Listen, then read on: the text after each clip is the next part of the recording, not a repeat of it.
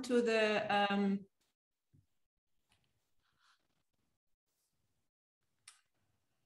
hello and welcome. My name is Nicole Schwanenberg. I'm from Berlin, and I will talk today about the Neptune sextile Pluto.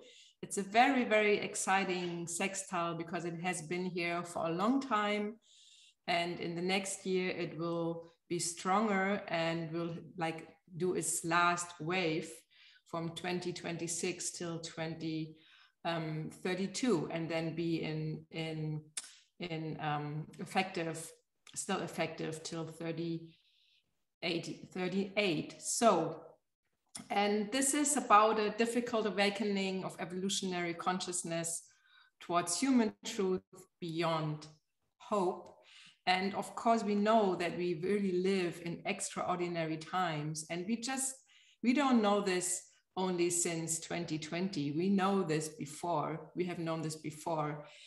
And although we know that we really need fundamental change, it's still this thing what we miss the most. And although we know that this radical, urgent change is there, always we see all things more in a crisis, and we see all the drama and all the difficulties. So I really like to look at this Neptune sextile Pluto because it's a very, very, very good news. And it's very, very strong for all of us. And actually, as I see it, it's the aspect from all the aspects has been the biggest influence for all of us in the last 90 years, or like being ahead from the whole time. Why? Because it's always been there. It's moving through the signs, and it has always been there. And I will give you all the facts. And I'm quite excited about it because I've never had anything like this. So, of course, we know if we have an aspect between the outer planets or the transpersonal planets, we have to do not with our own personal development, but with our soul development, with our development as a collective. So this aspect, the sextile, what they do, really is an underlying influence, atmosphere for the zeitgeist since early 40 till now, until the next even almost 20 years. And this is amazing. This has always been there, and it will be there. And so everybody who is born, all the did in school, in your youth, in your adulthood, it has always been an influence, not only in your birth chart, but because it's doing these aspects from different houses in different signs. And there's no other aspect the whole time doing this. And why is it so? Because this Pluto round around the sun is not, oh, now I'm missing the, I apologized before about my bad English. It's not so bad, but sometimes I'm missing words, especially because if I'm nervous, because it's so eccentric, the orbit Pluto does around the sun. This is why this aspect is here for such a long time. So, and we know a sextile connects signs on a very friendly type. It connects air signs with fiery signs, and connects earth signs with water signs. And it's supposed to be like the most easiest aspect, but we're in difficult times. But we cannot expect, if we have Neptune around and Pluto around, even if it is a friendly aspect, that it will be a friendly influence. Evolution is not friendly. If a star is born, it's bursting. If a star or a galaxy dies, it's bursting, it's destructive, it's eruptive, it's really, really, really full of energy, and it's not friendly. This is what I mean. But still, we have a friendly sextile, which is really connecting the planets and the signs in all this time on a very, very supportive way. And I think it's very good to have this perspective on the change, because this is the underlying influence of the zeitgeist for such a long time, as I said. So let us get, before we start to maybe like talk about what would it mean, or what would it do with us, really to the facts, because they are so amazing. So as we have a cycle, it always starts like the new moon with a conjunction. And this conjunction was like an effective from 1887 till 19 for 13 years, but it always only happened one time exact. So, and then the first aspect after the conjunction, like the main aspect, is the sextile. And it started to be effective 1947 till 2038. So if I'm wrong with the numbers, if it's maybe 1 year before, it depends on the orbit you take. You know, if you have a bit bigger orbit for a sextile, I use like usually 5 degrees. Then this would even be longer. But the thing is that it happened for 91 years, and it happened 49 times, or not yet. It will happen again for 12 more times ahead, but I will show you these numbers too. So, and then comes the square, the trine, the opposition. But what is for us important, because in the evolutionary view, on evolutionary astrology, it's a cycle, and you cannot just take the aspect out of the cycle. It means something. So let me give, where I am here. Yes, sorry. Let me give this picture for the evolution of our zodiac. So we start with a conjunction, or we start with Aries, or we start with the first house. So this evolutionary idea is there for the signs, for the houses, and for the aspects. So, and always the conjunction is the beginning of evolution, and then something is born. And the something what is born is very, very new. And we know when the new moon gets away from the sun and gets to the sextile, then it has its first form, but it's still quite new. It's still like a promise of the new, and we don't know yet what is born. So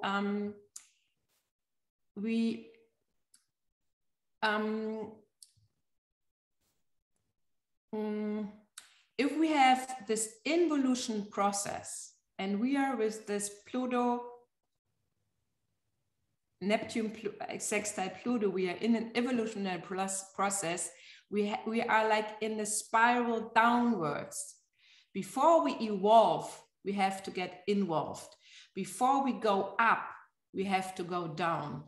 Before we develop, we have to, like to fall. It's a spiral movement downwards, like even the DNA. It's not only going up, you know, you have this two movements going down and going up. I think this is a very good picture for us. So, so this sextile shows us as a collective that we are in a very, very young phase of our consciousness. We have the transpersonal planets, Pluto and Neptune. They are just making a first aspect of a total new cycle, and they're just in the beginning, and they're just taking form. And if we have, from the evolutionary book about aspects of Dan Rudia, the idea that if the moon separates from the sun, it will take the light of the sun and take it more and more and more and more. I will really like say the same for Neptune and Pluto, because Neptune is parting from Pluto and will take its force, and they teach each other somehow, or they teach us. We are not separated from them. I mean, this is their deepest lesson. If we have transpersonal planets, it's the lesson anyway. It's not about us as a person. It's us about the soul, but even more as a collective, as one being, as humanity. And didn't we really experience this in the last 1.5 years more than ever before? This is the lecture. And it's from this view coming as a very new consciousness. So if we have this involutionary process, it's instinctual. We are just getting conscious. We are just, the first form would say, we are just getting aware that we are. And if we go one step further, the sextile has a quality of Gemini. This is the evolutionary idea of the aspects that they contain the same quality of the degree of the zodiac, starting from Aries being the conjunction, and now the sextile having Gemini quality, because it's an increasing aspect. The opposition has not been there. And if you have the decreasing sextile, this would be here, it would have an Aquarius quality. So we have a Gemini quality. And this is so for 95 years again, or 91 years. Don't get me wrong with the numbers. I'm sometimes not so precise. So what does it mean? It's about flexibility. It's about objectivity. It's the first time when like a baby starts to realize this is the ball. So this is something. We start to differentiate. We start to think practical. We start to think. It's the organization of the conscious, no, of the mind, of the lower mind. It's the begreifen. It's the to grab the world on a rational way. This is all about Gemini, and I will talk about it again. So the danger of Gemini, or like what could happen too, is that we get nervous, that we don't know to say yes, that we don't know to say no, that we always that we lose focus, that we get distracted. This is the Gemini quality. But on the other hand, it really teaches us to be flexible, to be to be quite fast, like this butterfly energy, moving there, moving there, moving there, moving there. And again, it's a lesson, it's a teaching we are getting as a collective, as humanity, for more than 90 years, this Gemini quality. So let me get you numbers, and I will not like overload you, but still it's very interesting. So the conjunction happened, the exact conjunction happened 1892, and it was in Gemini again. And actually the next conjunction, let me see, I think I have the date here. Yes, it's in 2382. It's in Gemini again. Isn't that amazing? So the conjunction as the beginning of the cycle has been in Gemini. Now we have the first sextile, and it is Gemini quality for 90 years. And the next conjunction, when the whole cycle ends, and it takes 500 years, the Neptune Pluto cycle, it will be again in Gemini. So we have a very, very mutual quality. So, but the conjunction has been in effect for a longer time.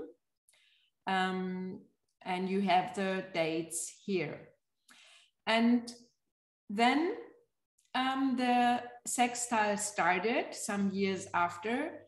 So the first time it was exact was 1950 and till 1957. And it happened 17 times. And then there was like a little break. And then happened again between 1967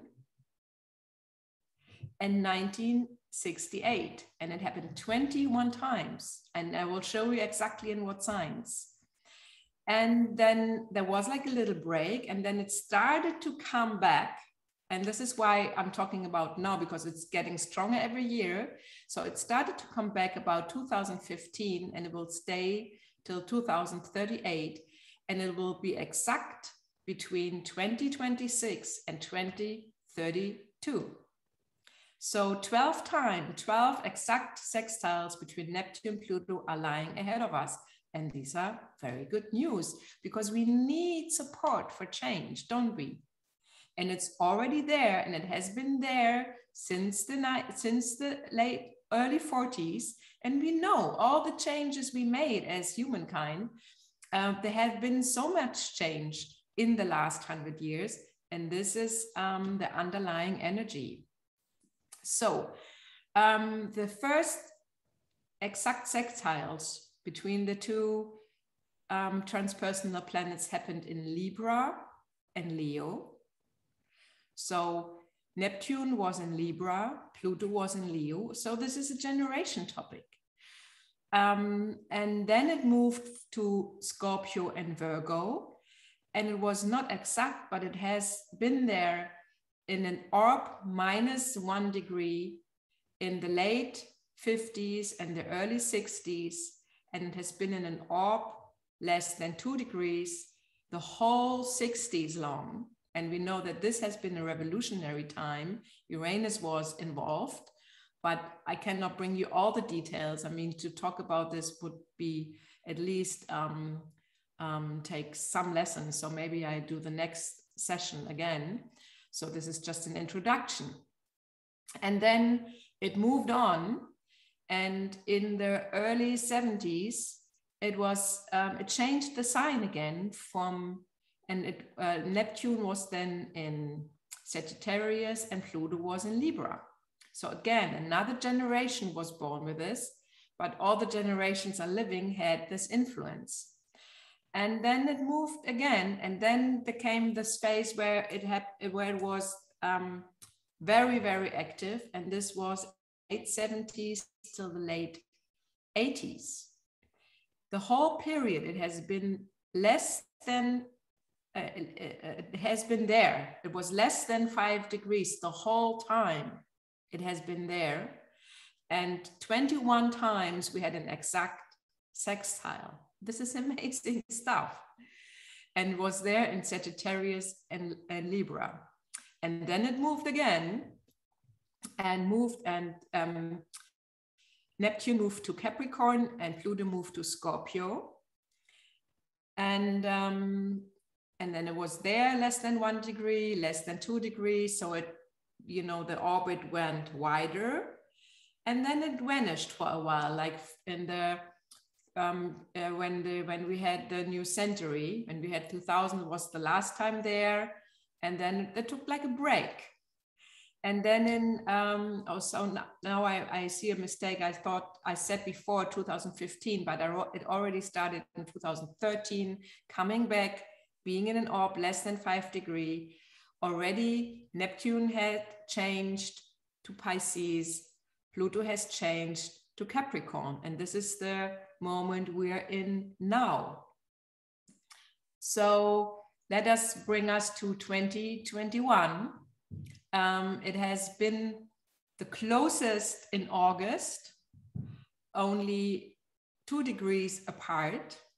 Pluto in Capricorn, Neptune in Pisces. So this is still quite close.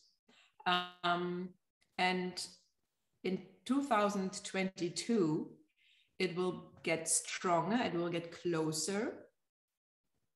And then we know that both planets will change signs.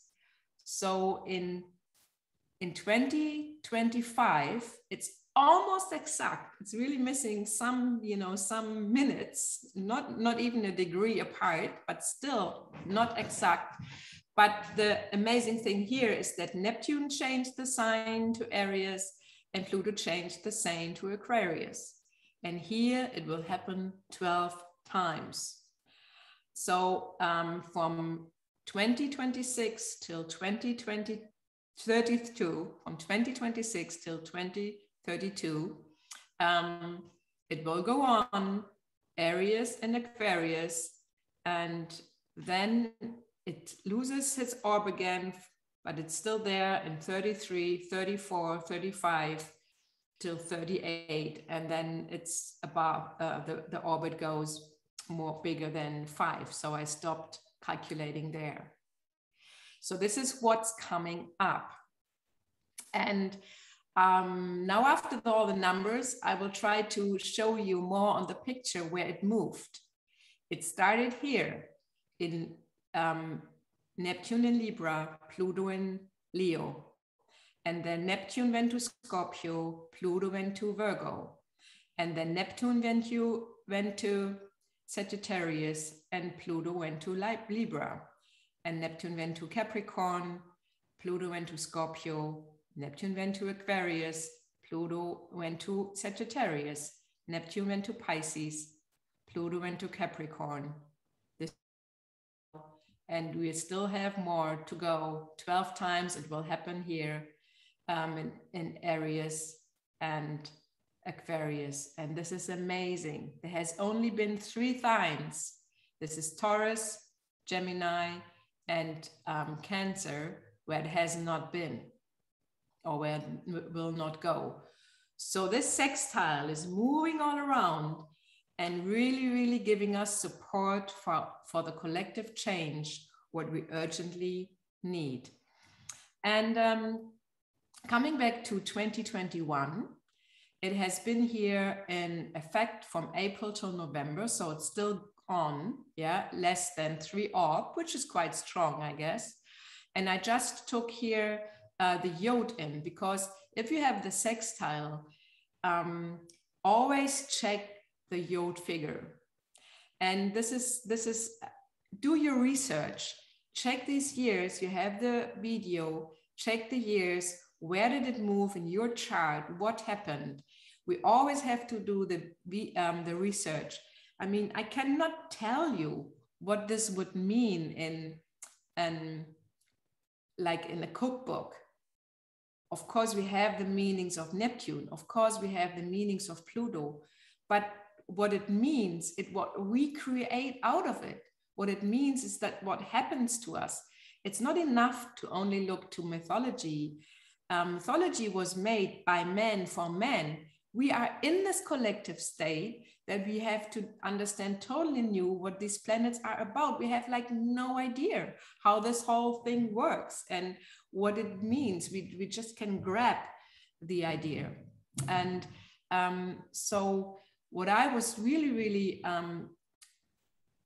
excited about, to always see the days or the movements when the faster moving planets like Sun, Mercury, Moon even, or like the full moon, new moon, Mars, Venus move there and make a yod, because then this the whole constellation gets personal. Then you have a personal process, what teaches you in the Neptunian and the Plutonian way to rise above your conscious you have right now. So let us get now to the next year, because this will be a very exciting year concerning this constellation. So in 2022, we have this Neptune sextile Pluto. We have it in effect from the middle of June till the middle of September, and it's only 2 degrees apart. So it's even there, it will even be in effect from March to November, but this like this 2 degrees orb, this is the strongest time there.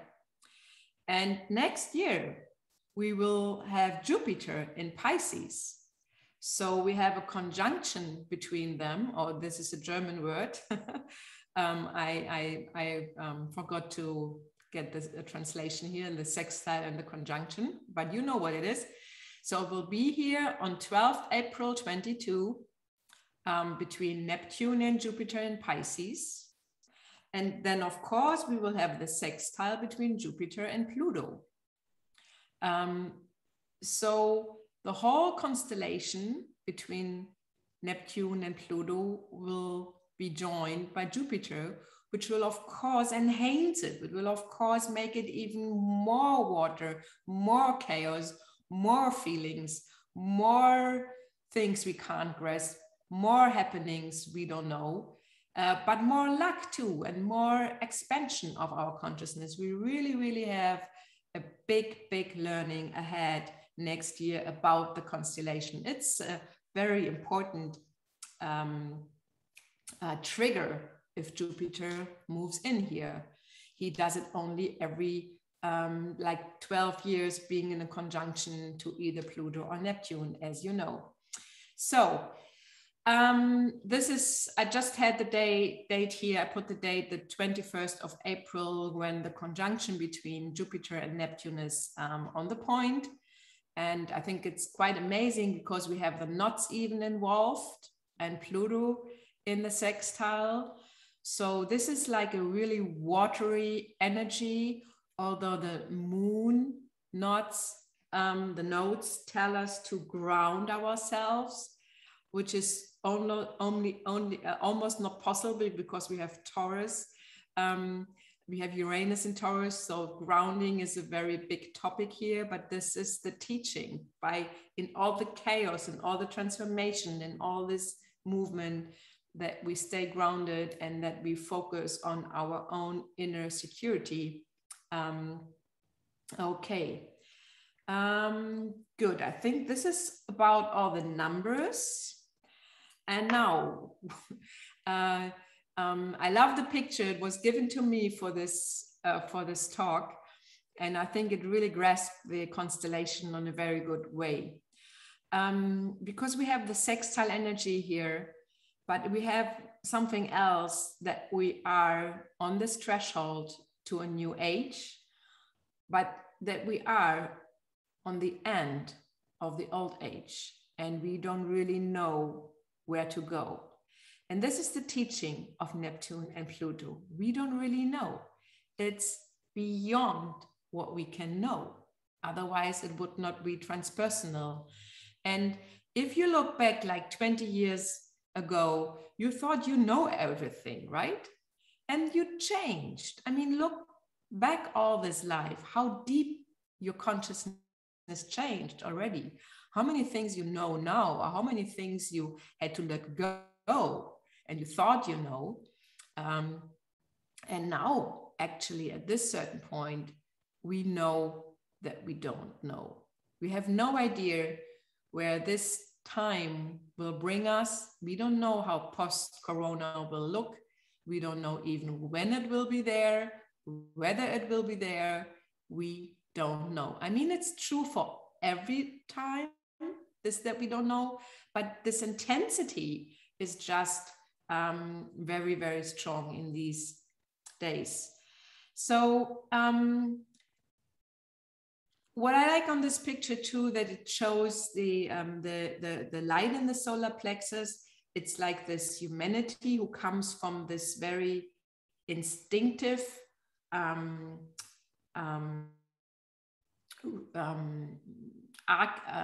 oh God, now I'm missing really English. This instinctive old ancient times. I mean, if there would be a book published about humanity, or no, about the earth and all the development on earth, and this book would have been 1,000 pages, humankind appears on page 1,000. We are here as our species very, very short time. It's just a short moment of time we are here, and we are very, very young. So this needs a lot of compassion, which is Neptune, for all the fellows around. They don't know their way. How should they know their way? We are young. Our species is very young, and we are in a very, very, we are not even teenagers. We are not even grown-ups. We are not teenagers. We really just evolve. And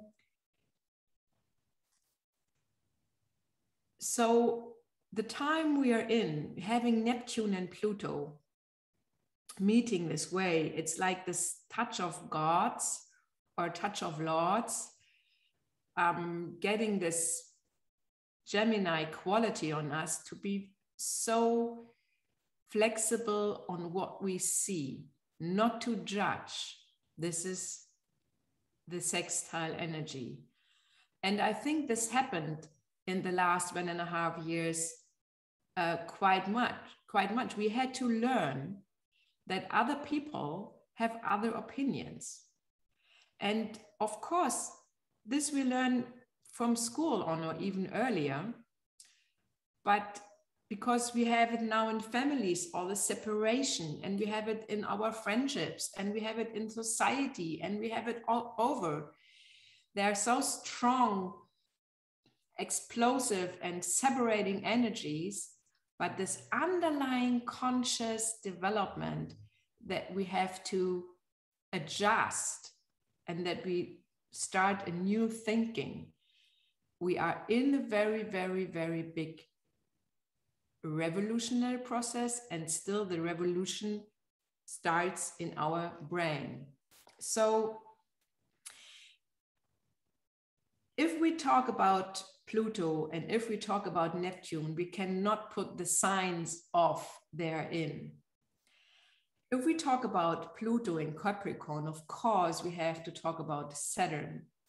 And or if we talk about an aspect of Pluto and Neptune, we cannot leave the other planets out. It's not possible. If we talk about evolutionary astrology, we cannot only have like one point on one cycle. It's always the whole picture.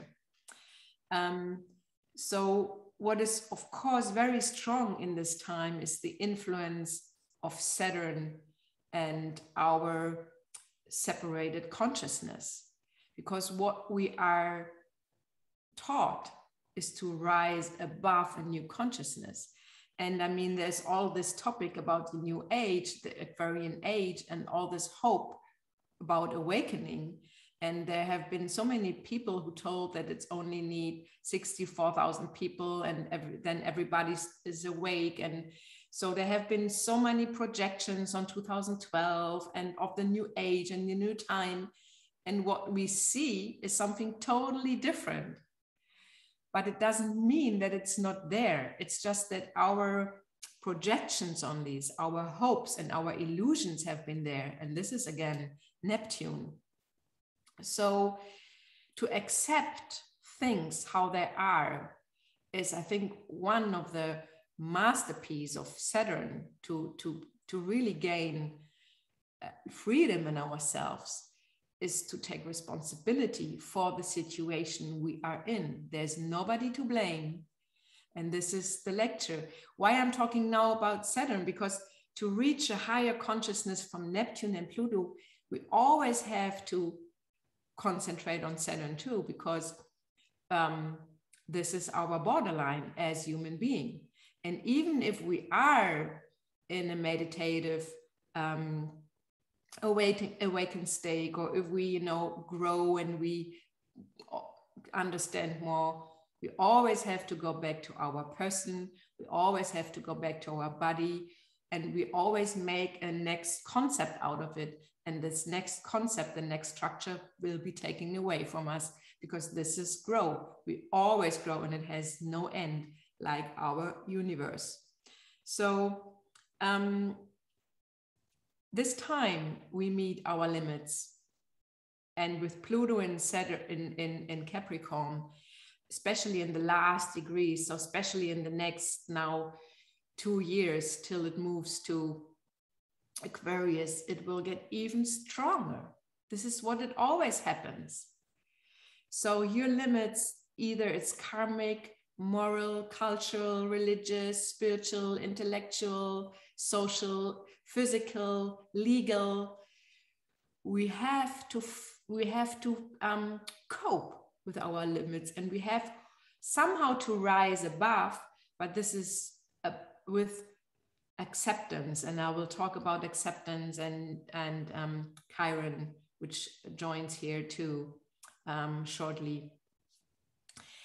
So the lecture with Pluto in Capricorn, being in the realm of the Lord of Saturn, is of course that we reap what we sow. There is nobody to blame. We are all in this together. This is Neptune in Pisces. And so here comes the Piscean energy, and we are all in this together. And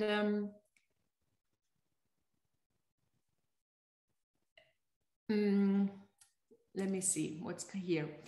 So this time was always told to be a revolutionary time, or we are in revolutionary times, but the main revolution we see, or we are experiencing, is of course the technology, the internet, the whole things. But now with the oh my God, I'm thinking too fast now. I cannot really grab the meanings and the words in English. All this technology is not only there outside, but it makes something with our brain. And the awakening, as we thought, was much too romantic as what happens now. I mean, if you watch children, they're so fast and so different in their thinking and in their perspective of life. It is a total change. And in this revolution we see too a missing revolution. We can tell by the whole people who have been trained to meditate, to stay centered in the heart, to take all beings in one perspective.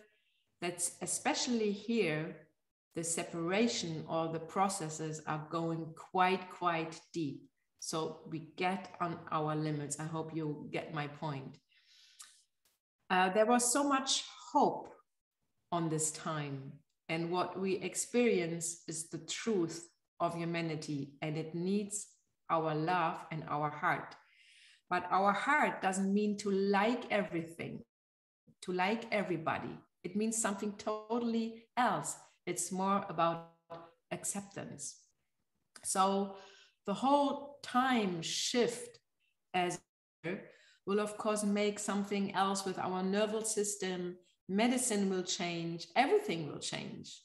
And I think if we talk, I want to talk again about this Aquarian age, because it has been published a lot of times that it already started. If we see it on a scientific way, astronomy, this point where it starts is when the Frühlingspunkt, the equinox of the Aries, moves into Aquarius, in the sign, in the star sign, not in the zodiac, in the star sign. And this did not happen yet. It will take another, maybe I think 250 years. So we don't know a lot about all these things. We just know that we need deep change and that we are in deep change. So if we have Neptune, and I always love to call her Neptunia, I follow this, I follow Liz Green here. She wrote it in her very amazing book about Neptune. I think too that planets don't procreate. Why should they have a gender? And if they would have a gender, I mean, Neptune is very feminine, isn't it? It's so irrational. It's so, you can't grab it. It's really lucid and really not male as we know what's male and female, and it's not about sex. So I like to be a bit provocative here and say Neptunia. She is in her own sign. The planet Neptune is in Pisces since 2012 till 2025. So he or she or whatever this planet is the strongest influence. If you have a chart, a birth chart, and the planet is in his own sign, it's very strong, right? So the noise outside comes from Pluto, and Pluto squaring Aries and Taurus, Uranus, and the Saturn and Uranus in Aquarius. But Neptune is in Pisces the whole time. This is the strongest influence, and this is all about water, all about wait, oh God, wait. All about, I will come back here. I'm a little bit lost in my notes. Neptune washes everything away in this time, what we thought we can hold on to. And no music, no fashion, no movement on Earth has connected our species like the coronavirus did. And this is a very strong Neptunian energy. Neptune rules everything what we cannot see. So Neptune teaches us that there's only one. There's no separation. And Neptune teaches this truth about us, the species humans. There's only one species, and we cannot have a solution without the other. There is no solution for one country. There is no solution for one continent. There's only one solution for all of us, but we are not there. We are just in the beginning. We are just in the first phase.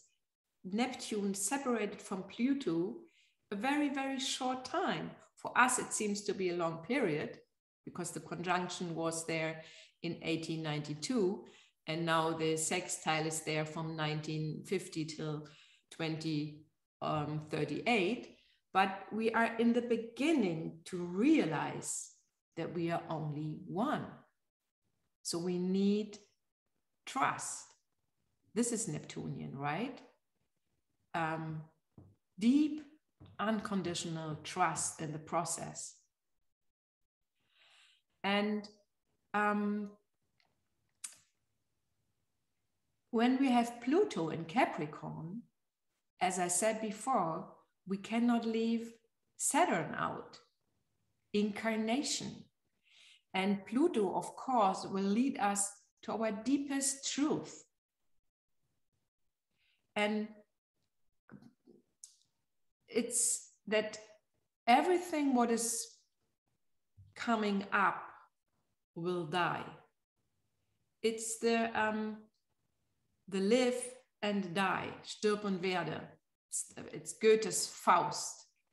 So Pluto, as the lord of the underworld, tells us about dying of an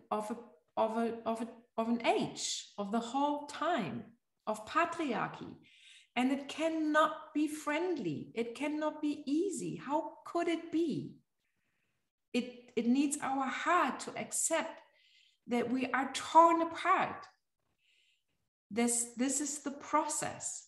We are so many as we have never been before. And everybody wants his own, successful life, and it's not possible. So I wanted to talk to you about a little bit in this process again, because now we have the Saturn. And the Saturn with these rings is this reminder that we are separated beings, or that we experience ourselves as separated beings. This is the lecture of Saturn. We are incarnated in separated bodies. From Neptune's position, or maybe Uranus' position, it's like there's only one truth and we are only one and there's no separation. But Saturn is quite real, right? We feel the body, we feel the separation, we feel our limited minds. And I put this picture in because it shows that there's like this huge step what we have to take from being the separated consciousness to collective human being who is having everybody else in mind. And as we know, we have the Chiron moving towards here. And Chiron is moving inward of Saturn and outward of Uranus. So he's not only the bridge between Saturn and Uranus, but bridging Jupiter and Neptune. And they have the conjunction. So I don't want to get too much involved here. But I put it there because if we move towards a higher consciousness, we cannot ignore Chiron and this process in our solar system, having him as a bridge between the limited mind, the lower mind, and the higher mind, the expansive and endless mind. So what we experience in this process between Neptune and Pluto and this getting bigger as beings that we have on one side, if we now put it on a spiritual level, what does it mean if we evolve as humans? We have to accept both sides. We cannot only be spirit, and we cannot only have heavenly, nice feelings. It's all, we are earthly bound, and this is what we're here for, and this is how we learn, and this is space and time, and here we are responsible, and here we need our mind. And the age, what is dying, is the Piscean age, and it's filled with religion. And religion was maybe a savior, of course, for a certain time and period, because we had this higher meaning, God.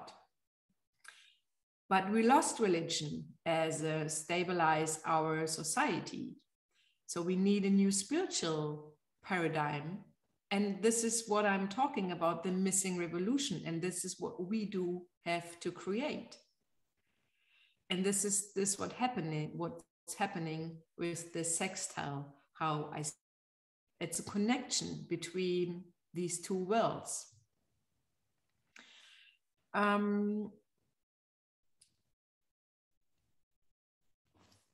So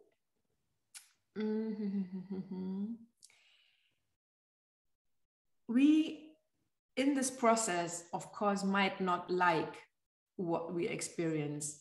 There's a lot of suffering, of course, worldwide. Neptune in Pisces will bring a lot of suffering more and more in when he is now ending his cycle and he is moving to Aries in 2025. And so in his last phase, he will, not speed up the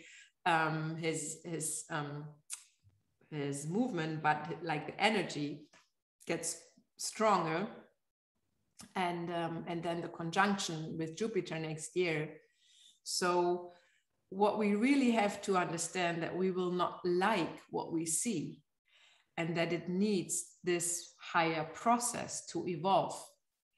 And I put this picture here because it's so explosive, and because technology is in, and because it's this atomic bang what we are in this certain moment of time, especially because we think of climate change, especially because we want to protect our world, and the forests are burning, and it's really, really urgent. I mean, the fires have been in the States in the last year. This has been all so unbearable, but this is exactly what this is all about, that our conscious mind is there, and that we are really taught about evolution, because evolution is not a friendly process. It's and we don't know where we are going. We are just expanding and we are moving off Earth more and more. We might not like it, but this is what's happening.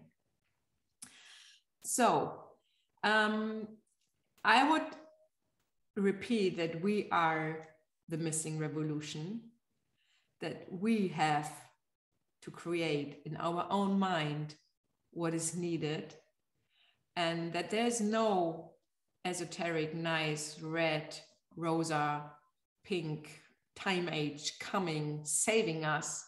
It's us we have to create. It's us who have to learn. And it's truth beyond hope we have to be prepared for. So, and of course, if we have this center to what we call soul, we have to admit too that we don't really know a lot about all these things. We have been maybe taught this way, or this teaching or the other teachings, but actually we don't really know a lot about the universe and all this mystery. And this is Pluto again. So I just summarized here like some words. On the left side, it's more the Neptunian words. On the right side, more the Plutonian words. Try to describe the power. But again, we cannot get into a cookbook and find the meaning. We can look in what's happening on the planet, in what's happening in our lives. So I really, really would like everybody to do research on this, because this has not been researched yet. Pluto is only he was first seen in 1930. So we don't know a lot about this force. We don't know a lot about how this all works. We just, as astrologers, know that it works. I mean, this is for sure. There's no doubt that we have this this reflector of the planetary movements on the happenings on Earth. But how does it work? And this is the next step. We don't know where we are going with this process. And this is like the ultimative goal of every meditation, to let go of everything you know, of everything you have, and to transform and to surrender. And surrender and transforming Neptune and Pluto is getting much stronger in the next years. Getting next year, 22, 23, 24, 25, increasing its power, and then it will be there. I repeat it again 12 times, and then it will fade away slowly. So there are very, very good, this is a very good constellation ahead, supporting us in our growth. And it has been there since we are here. It was there all the time, sometimes stronger, sometimes less strong. But now, because we are now at this stage, we know much more now. We have the tools where we can connect each other much more than before. We even developed so fast in the last 1.5 years because of Corona, because of the pandemic. We would have not been able to change as fast without this difficult happening, without this difficult virus and pandemic. Wherever it comes from, whatever happened here, who really knows? So, and this is again, this flexibility, what the sextile between these two amazing planetary forces gives us, to be flexible, to be gentle, to to be like a butterfly and not take yourself so serious. Bring laughter in, bring humor in. And if somebody in your family or friends or in your countries or in other countries don't behave like you wanted, bring Gemini energy in. Because this is a very strong influence and this is a very strong evolutionary teaching from these planets making this aspect. So this is about it. I hope it made sense, and I definitely will give a next lecture on this and deepen about the knowledge about the generations. This is so much in there, so much more to do research on, or so much more you can think about this or explore or get your own knowledge in. I'm really happy to share and talk to you and see you next time. Thank you so much. Thank you, Nicole. That was wonderful. Your English and speaking is beautiful. You did such a great job. Thank you.